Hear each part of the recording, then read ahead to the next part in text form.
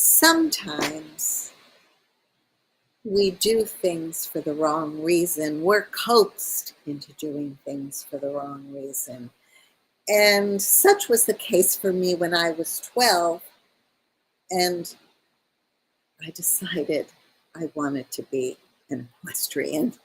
Well, in truth, my family lived in London, and my best friend there took riding lessons, and it was quite the fashion to ride in Hyde Park on the weekends, dressed up in a quite splendid riding outfit, the leather boots, the joppers, the cool blazer, and the velvet helmet.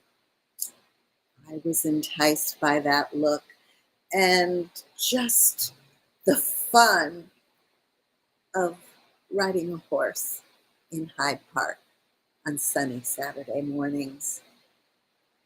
Deep down, though, I was a little bit afraid, and I kept wanting to raise my hand and say to my friend, I don't know.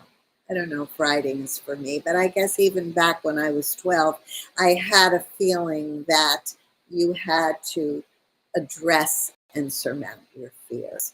So, between the fashion statement and the need to overcome fear, I bought in to going to riding lessons.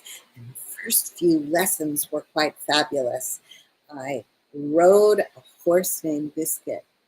She was a beautiful horse.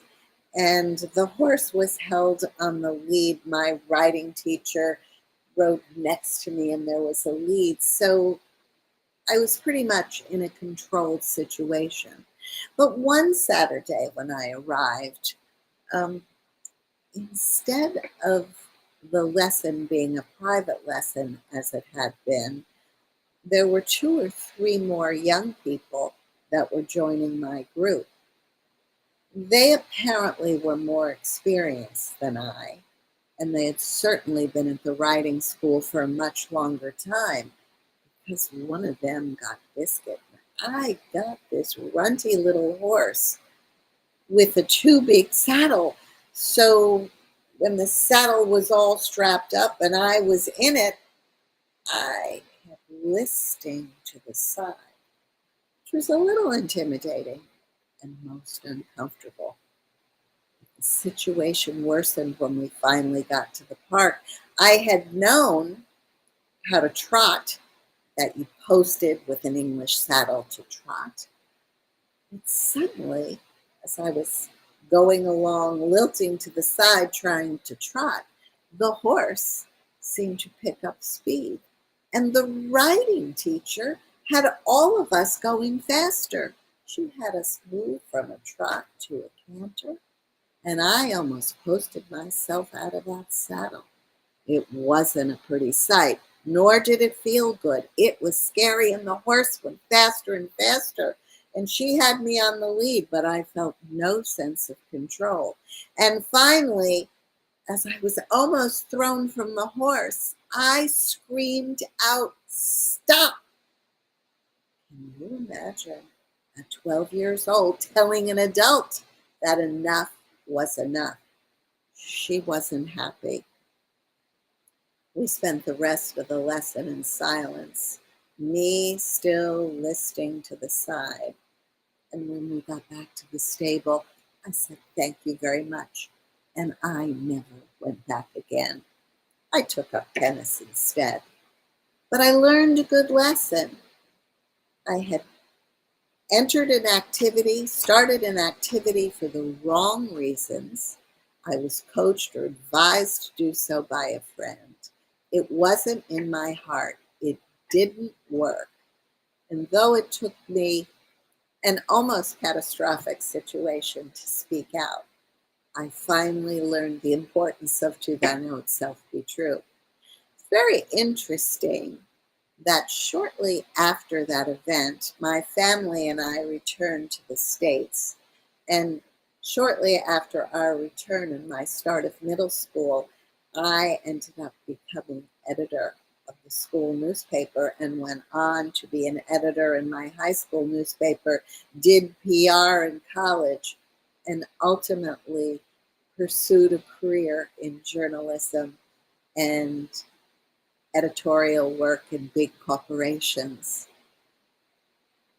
I learned something when I was 12, that it's important to follow your beliefs, to say what you think, to do what is right and best for you, and not be influenced by the crowd. It's a good life lesson, but it certainly served me well in my work, and it helps me serve clients because in today's economy, you gotta have skin in the game. You gotta be visible. And really, the primary way to do that, to get it all off the ground, is through content wrapped in story. Because if you don't put it out there, nobody will know you and your business is there. But when you create content for your website, for your social, for your blogs, for your emails, your content works for you even while you sleep. And people get to know who you are. It earns you a reputation. It gets you referrals. It may even get you some earned media. And that's how you grow your business. So from 12 years old, being a forlorn rider on a cantering horse, I learned to speak out. And I apply that lesson today in my own work, in showing up authentically when I go online or give speeches or talk to folks one-on-one. It's exactly what I encourage my clients to do, to show up authentically through content that's wrapped in story, content that I can create for them or with them, and teach them how to do it on their own. So remember, be true to what you believe. Speak out about what you believe. Get visible. Be proud. Don't be worried about judgment or what other people will think. And in that way, feel fulfilled, grow your business, get ahead. If you'd like to talk about creating content and stories that show who you are, do reach out to me and we'll talk. And we'll see if you're doing everything possible to show your very best self. I look forward to hearing from you and talking some shop.